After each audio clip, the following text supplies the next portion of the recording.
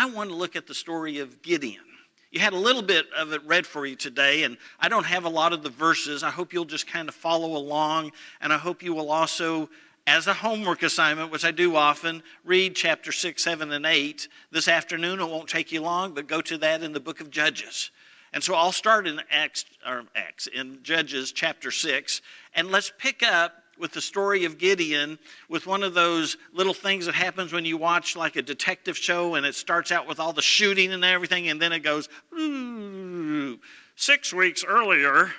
So we are earlier than the scripture that Tommy read for us, that Ronnie read for us. And we are looking at something that is repetitive in the book of Judges. It is a cycle of life for these pre-Israelis. You know, they're not a country yet. They're a people. They're following the one God. There's a lot of great stuff going on. But boy, there's a lot of stuff still to come. And so we see that they are in this land that we would call the promised land, sort of. But they are constantly inundated by other nations that come to harass them, to steal from them, to kill them, to take their land. And that happens when they have forgotten the Lord. That happens when they have quit worshiping, they quit listening to, they've quit following the Lord. And so God uses this to punish them, or if you prefer, to discipline them to where they cannot take it anymore, and they finally say, Lord, help us, save us, we come back to you. And the Lord in the book of Judges does it by sending them a judge. The title of somebody that will lead them into battle to rid this area of these hordes that are coming in. In this particular case, we've got the Midianites, and there's some other groups involved as well, but the Midianites that are described as, they're like locusts. They are coming in and swooping up all the food, eating it all up, taking it, stealing it. They are horsemen, where Gideon and his fellow men, they don't have that privilege. They are horrible warriors. They just know how to take your head off in one swipe.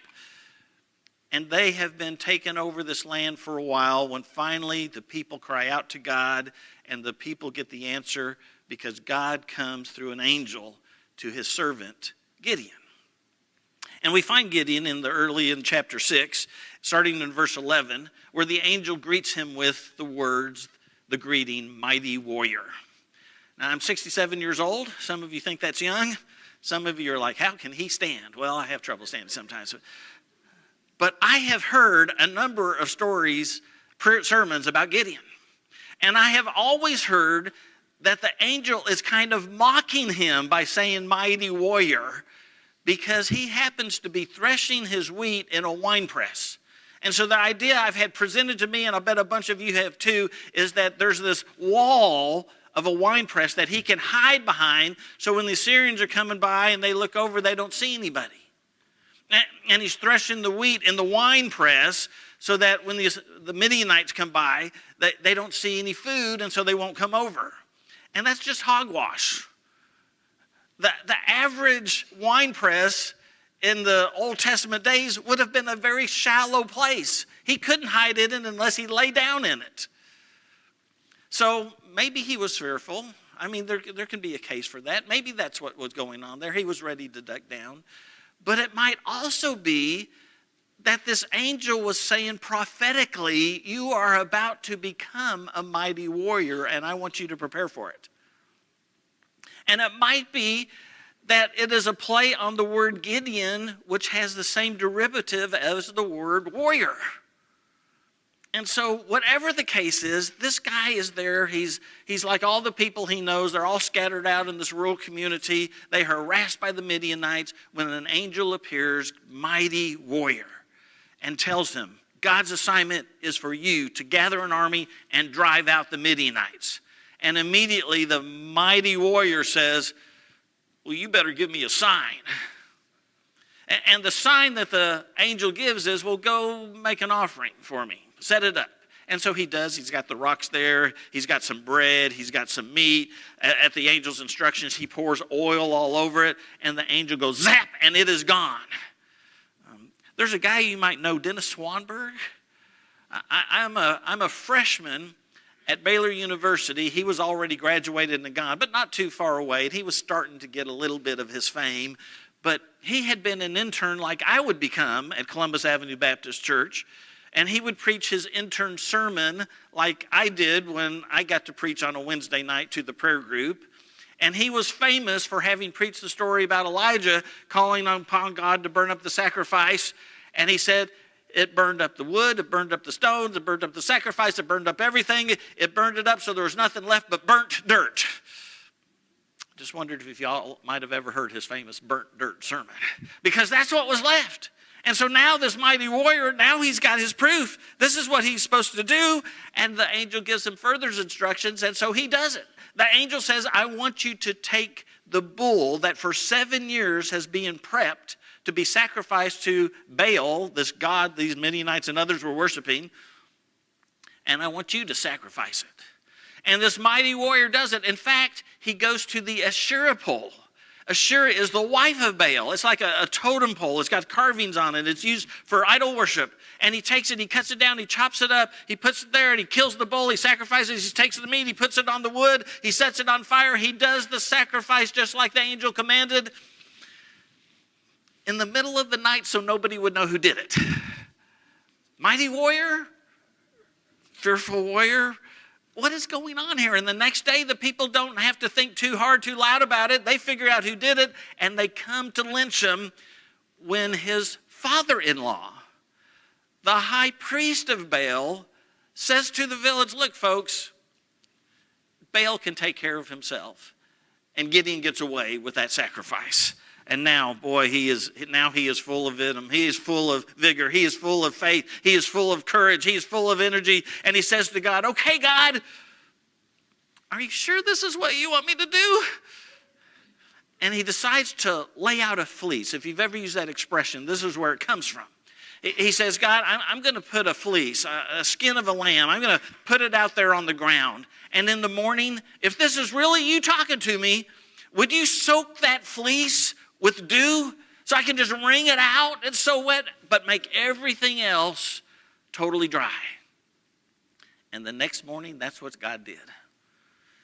And so now, full of vigor, full of vim, full of energy, of courage, of faith, mighty warrior says, God, just in case that was some kind of fluke of nature, could we try it again one more time? And I'm going to lay out another fleece. And this time, could you leave it and it alone dry and make everything around it just soaking wet with dew? And God, in all his patience, he does it. He does it. And so mighty warrior Gideon, this guy, he's ready to go on. Now, you might be asking me, now, what happened to this thing you've told us about Dallas Willard? Dallas Willard says there ought to be a time when your faith grows enough that you don't have to wrestle with things and agonize with things and just pray and fast. You ought to just know it like that. Well, I want you to know if God were to come to me today and say, Carl, I want you to go and solve the conflict between Ukraine and Russia, that a year from now, I would have a book ready to go called 365 Days of Laying Out Fleeces. I mean, sometimes it's just tough. But while he's going through all of these rituals and trying and testing God, something happens. He has sent out the word. He's not been paying a lot of attention to it. But the Bible tells us that 32,000 men have responded to say, I will join your army to drive these Midianites out. 32,000 men. Now, the Midianites happen to have 120,000. But just think, if you're the leader, you could say to them, if each one of you would take care of just 4 people, we can win this battle. Everybody gets to defeat 4 people. You got to kill them, you got to do whatever, but 4 people, that's all you got to do, and we're going to win this battle. And God says it's too many in chapter 7 now in verse 2. He says, people will say, we did this in our own might. I want them to know that this was a miracle of God. So we got to get rid of some people. And so Gideon goes out to him, and he just simply says, if you're afraid, you can go home. 32,000 people? 22,000 men have the sense to go, are honest enough to go home. 22, that leaves them to 10,000 men, and God says, it's still too many. So I want you to separate out the wheat from the chaff, so to speak, and Gideon has this little plan. He tells everybody, go down to the stream and get a drink. And so they all go down to the stream, and some of them fall on their face, and they lap up the water like they're dogs. Their face is just down in the water. And some of them, they put their hand in the water and scoop it up, and they drink from it. There were 300 that drank from their hands, and the rest were dismissed. Now, one of the first sermons I probably remember hearing about this was a youth minister at the church I went to in high school, and he explained what the pastor had taught him. He said the pastor wanted the best warriors because they were smart enough. They knew to keep the eye out for those evil Midianites. But I'm going, that's exactly the opposite thing that God's trying to do. And over the weekend, my wife and I watched Saving Private Ryan. I think it's the greatest, most difficult war movie there is. Talked to vets who have watched that movie and just really got some great insights from them. But there's a character in that movie. He's in the typing pool.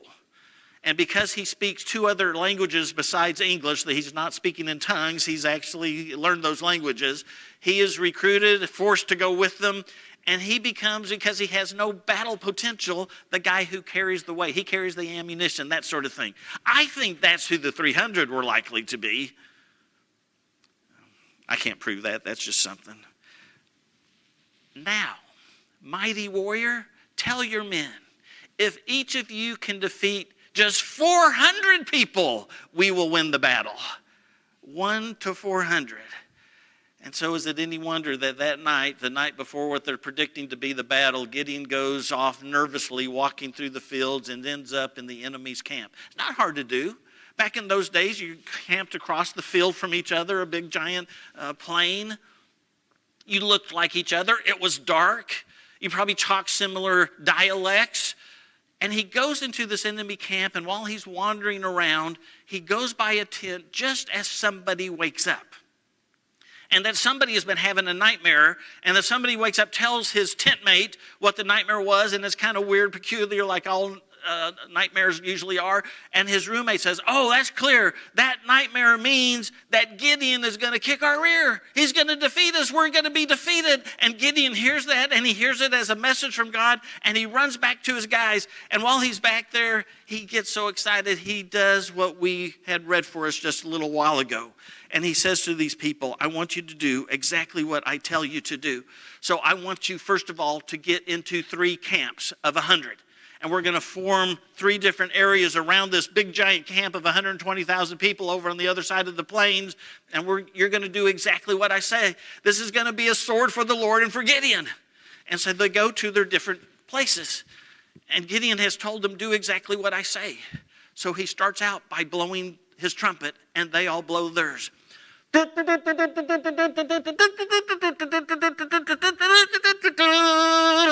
sword for the Lord and for Gideon, a sword for the Lord and for Gideon, a sword for the Lord and for Gideon, a sword for the Lord and for Gideon. Then he takes his clay pot that he has told them all to bring, and he breaks his. And then they start breaking theirs. And now you can imagine in this Midian camp, they're waking from their deep sleeps and they're going, what was that we heard? We heard this battle cry. We heard this charge of the bugles. We heard this destruction that's already going to be happen. And then he takes his torch, and Gideon lights his torch. And as he lights and lifts his torch, in all the different camps, they light and lift their torches. And they cry out, a sword for the Lord and for Gideon. And with that done, the camp of the Midianites are now convinced they are totally surrounded. They are in big trouble, and they burst out of their tents in the middle of the night, just striking whatever is in front of them, not knowing that they are killing themselves and defeating themselves. And it is an incredible battle that will go on for another chapter as they are chased off, those who survive, and other groups join Gideon to help him with the battle. But it is such a destructive battle to the Midianites that the people of God will live in peace for the rest of Gideon's life. And it's an incredible story. I hope you liked it. I hope you go back and read it and see what I said wrong.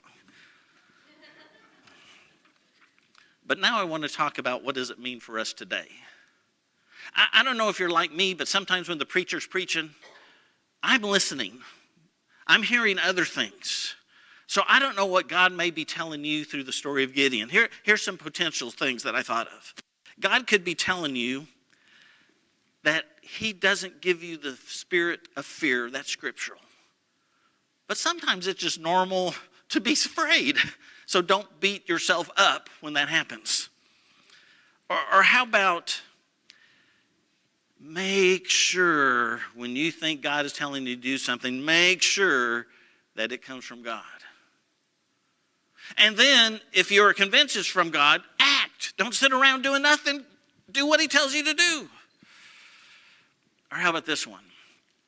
Have you ever felt we are so small and puny, we just can't do it? We can do it. We can do great things. Or how about, sometimes we say we've never done that before, but sometimes you just have to do things in a totally different way than you've ever done before. And maybe my last option, don't forget to tithe. I don't know where that's in there, but I bet I could figure out a way. But I am not preaching on tithing today. I'm not preaching on tithing. No, what I want to share with you, I can only share if we get to the rest of the story.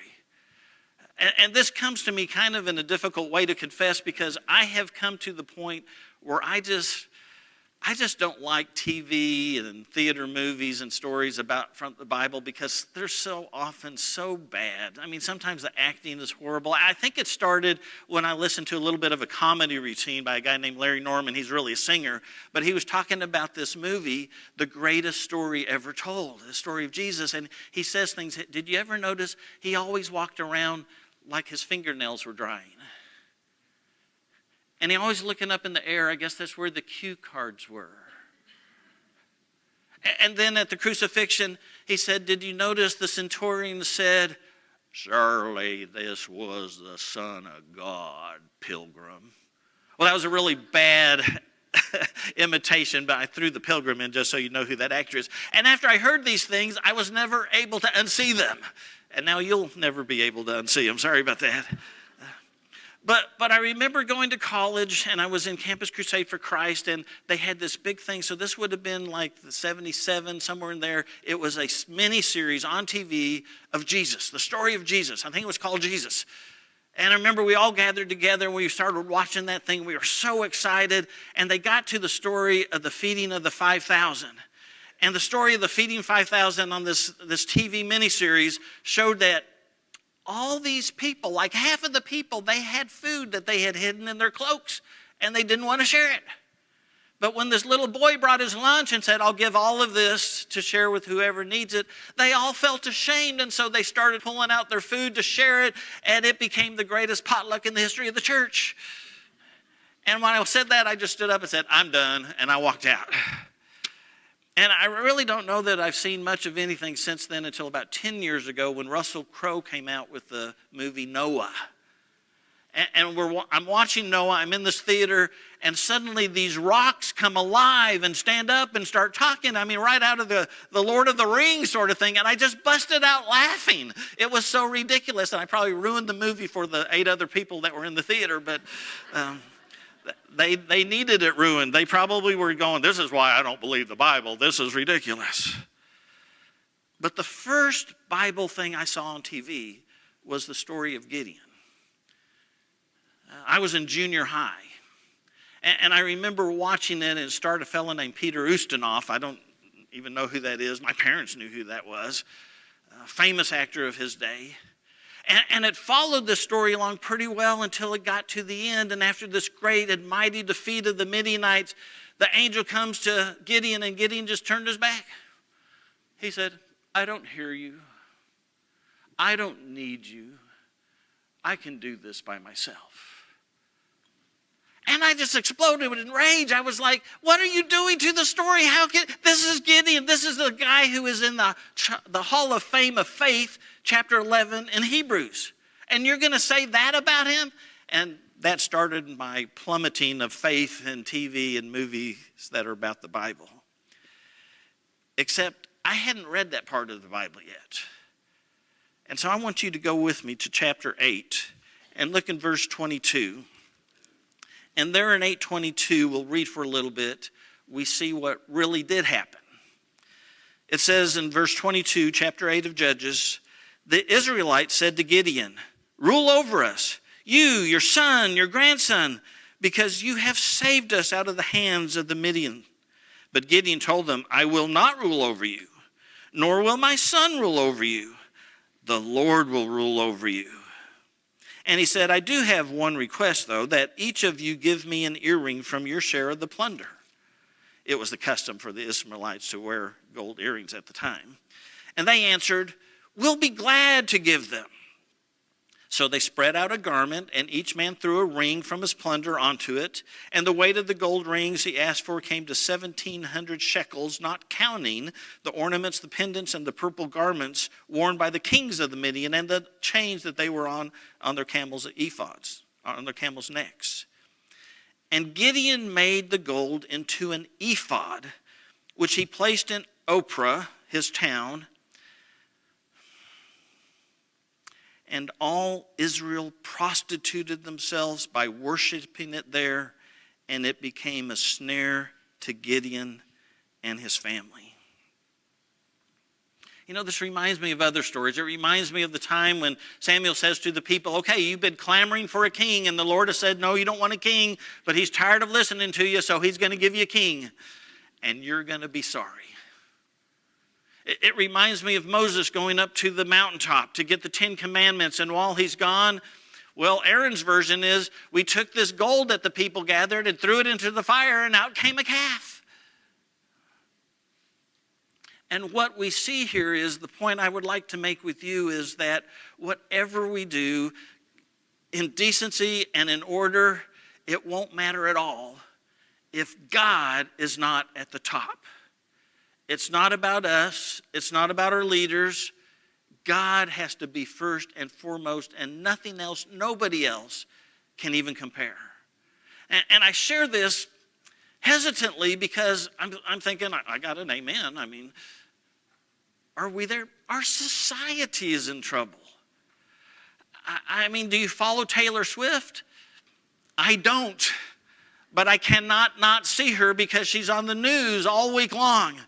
And I see these kids and even young adults and their parents who are like, oh, my knees are shaking. They're going to have a special announcement at 2 o'clock in the morning. I'm going to have to stay up to get it. There are people who every day have to check with their influencers. I saw a thing on the news the other day. It was about sororities and these girls that are paying thousands of dollars to these folks that will teach them how to walk just right, talk just right, do the front tuck of their shirt just right. I can't do that, you'll understand. So that they will fit in and be accepted to that sorority of their choice, which will tell them how to think and act. Those are silly kind of juvenile things, but when you get older, you don't do that, do you? No, instead, we fall on our faces before politicians and celebrities of sports and movies and music. And it just seems like critical thinking has stopped. And you know it stopped in your life if you never disagree with somebody.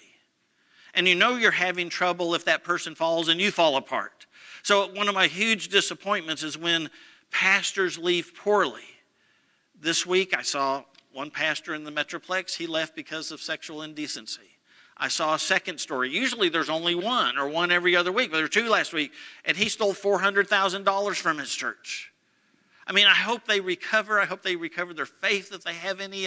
I hope they get restored to a Christian body, but I would never trust those men again in a position of authority. They've just canceled it for me personally. But what hurts more is that those churches will fall apart now. You can predict it. Half of those people will never come back, and another quarter will disappear over the next few weeks or months because their eyes were not on the Lord. Their eyes were on a human being, and they gave that human being too much weight in their lives. So nothing can be above God. Nobody. No leader. Oh, we should love them. We should respect them. We should listen to them. They should mentor us. They should coach us.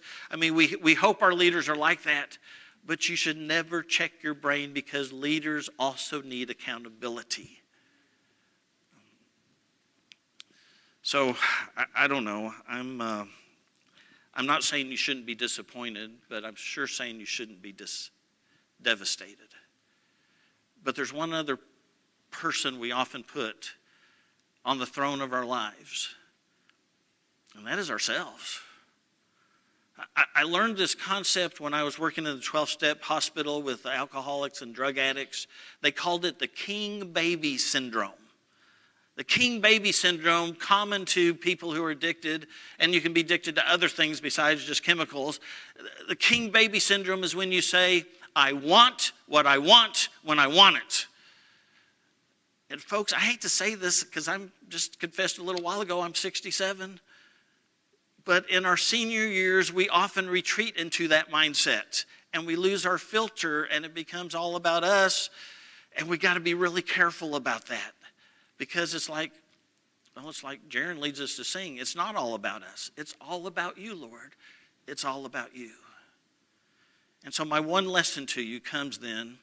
Well, it actually begins in the reading that we had because the problem starts long before this ephod, this armored breastplate is fashioned and put in front of the people that they'll bow down and prostitute themselves.